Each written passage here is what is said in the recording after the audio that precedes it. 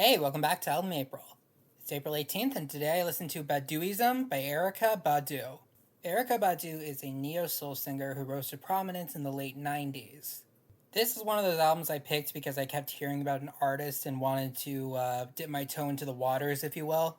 Pretty sure the first time I ever heard the name Erykah Badu was watching celebrities read mean tweets, and someone made fun of her boobs, and she said, "I had 3 kids, okay?" From what I can tell, her public image is kind of similar to that of Lauryn Hill, just kind of messy. Although I will give Erykah Badu credit in the fact that she actually made more than one album. Clearly, she and I don't agree on many things. That's fine. It has nothing to do with how good her music was in 1997.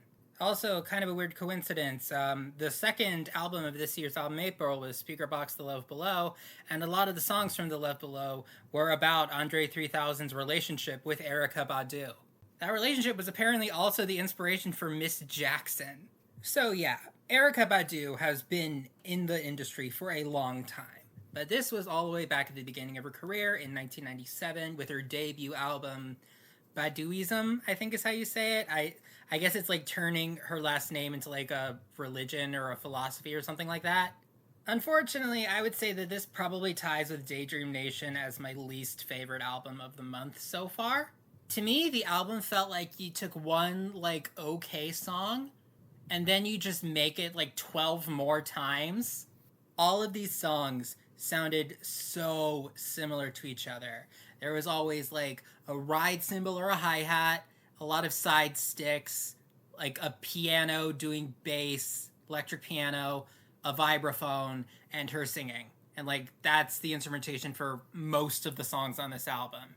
That is my number one criticism of Baduizm. It just sounded like the same song over and over. Everything else is secondary.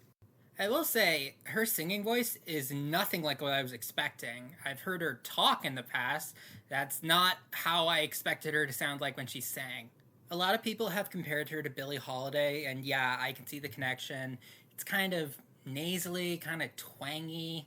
I think she has a fine singing voice. It's just, it was the same song over and over and over. But in the interest of charitability, I will say my favorite of the dozen variations of that same song was Next Lifetime. On the surface, it's kind of like Dilemma by Nelly and Kelly Rowland, except this one is actually less of a self-insert fantasy of being the guy that a woman is contemplating leaving her boyfriend over, as instead a more mature look at being a woman who is in a committed relationship, but then definitely notices and feels some kind of way when she sees some other guy. This was a very nuanced take on that hypothetical situation, because the narrator of the song does stand by her principles. She says I'm not going to try to split my love. I think it was cutting the pie or something, and she does stand by that, but she's not hard on herself. She's not saying, okay, this is because of a personal failing of mine. These are just feelings. There was also the song Other Side of the Game, which is about a woman who is in a relationship with a drug dealer, I'm pretty sure, and she's pregnant, and just sort of the, for lack of a better word, dilemma that presents to her. There was some good wordplay, there were some good lyrics in that, but I feel like that song went on for a little too long. That's something I would say about a lot of the songs on this album. My big criticism of this album is the same big criticism I had for Sonic Youth's Daydream Nation. It just felt homogenous. It's thankfully not nearly as long as Daydream Nation, but I was still kind of tired of it by the time it was over.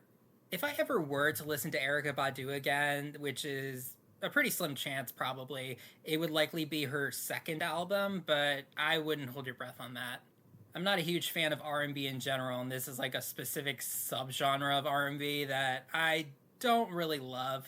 But if other people were able to get something out of this album that I wasn't, more power to them. Alright, thank you for listening. I'll see you tomorrow.